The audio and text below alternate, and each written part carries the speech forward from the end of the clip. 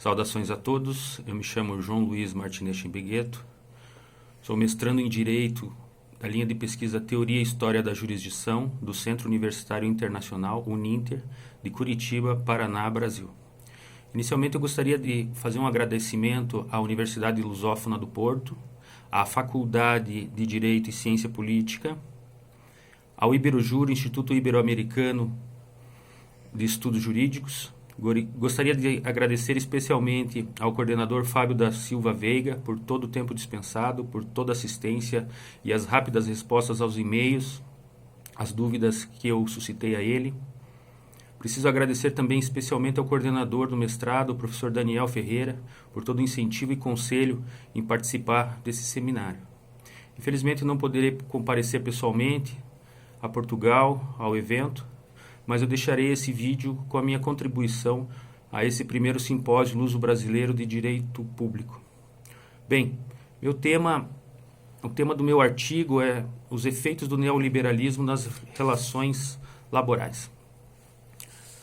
Para começar a desenvolver o tema, é importante falar a respeito do economista e filósofo Adam Smith, que em 1776 ele fez o livro A Riqueza das Nações. E para ele, a riqueza das nações decorre do trabalho.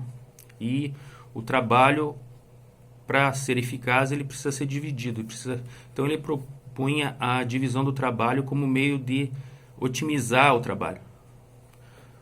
Pregava também o liberalismo econômico, a liberdade do indivíduo em contratar e a liberdade em toda a cadeia de produção. Com isso teríamos uma competição mais livre e franca entre os fornecedores.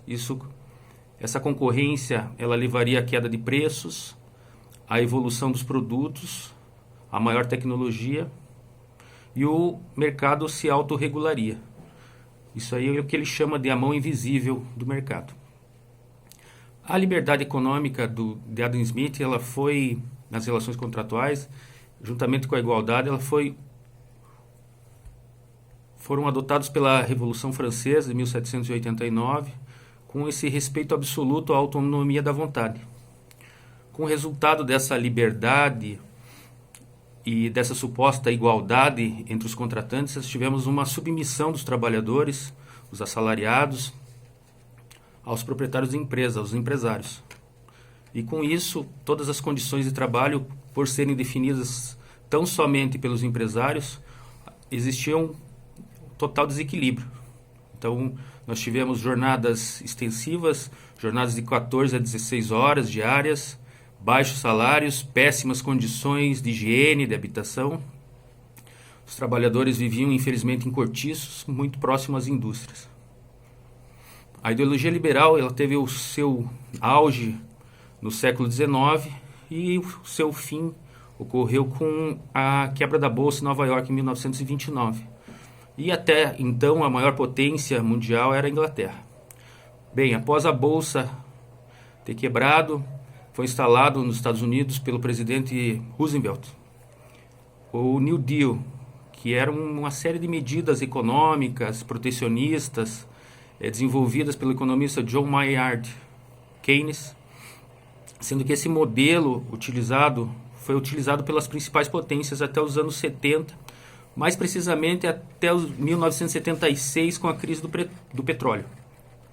Posteriormente à Segunda Guerra Mundial, em 1945 a 1975, foram os anos de ouro do capitalismo, onde foi implantado o Estado Democrático Social, ou Welfare State.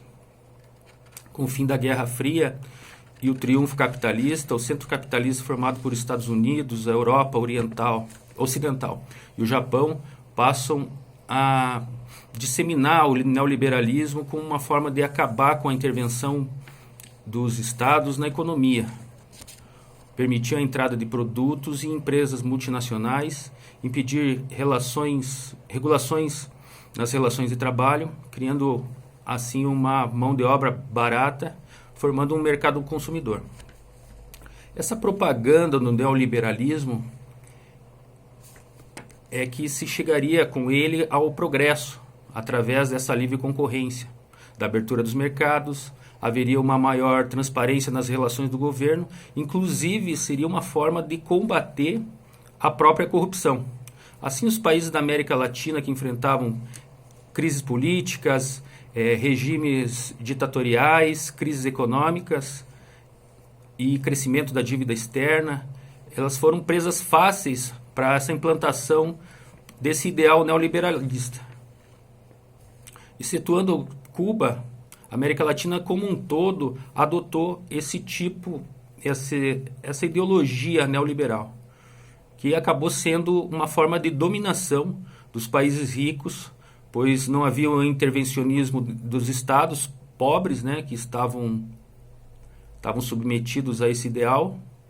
Há uma abertura das fronteiras comerciais, há uma redução drástica do crescimento e do progresso, há um maior desemprego, com isso um maior aumento das desigualdades sociais e da própria pobreza.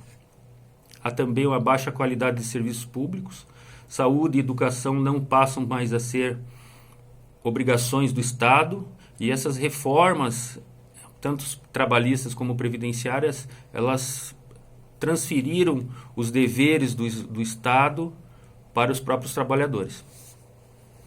Com as reformas trabalhistas,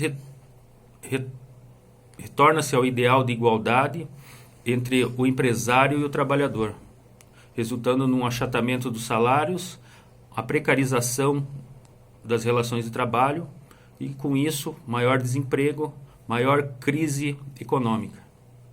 A título de exemplo, só os salários de 1980, que eram pagos pela indústria, eles eram naquela época 5% mais altos que os pagos pela mesma categoria em 1995, ou seja, 15 anos depois, aos trabalhadores. As taxas de desemprego, então, elas só aumentaram com o neoliberalismo. Enfim, conforme o autor Luiz Armando Cervo, a implantação do neoliberalismo na América Latina, ela causou um atraso histórico de mais de um século e uma dependência estrutural. O que eu concluo com isso, dando fim assim já a essa explanação, é que parece que o neoliberalismo trouxe um retrocesso. Parece que a gente retornou, pelo menos a América Latina como um todo, retornou ao colonialismo, onde os países da América Latina retornaram a sua função exportadora de matérias-primas, de minérios, enfim, de grãos, de carne, do agronegócio, de motores simples, sem nenhuma tecnologia, de fornecedores, e viramos aí fornecedores de mão de obra, ficando dependentes de investimentos para simplesmente equilibrar as contas do Estado, e em contrapartida nós nos tornamos mercado consumidor dos produtos tecnológicos dos países ricos. Eu gostaria de agradecer a possibilidade dessa participação. Estou à disposição de qualquer pessoa no meu e-mail jlbegueto@hotmail.com. Muito obrigado.